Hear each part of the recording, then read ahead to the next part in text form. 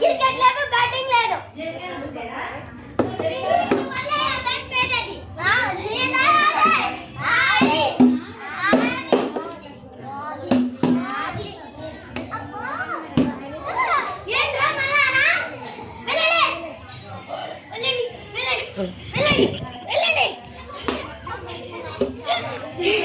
guys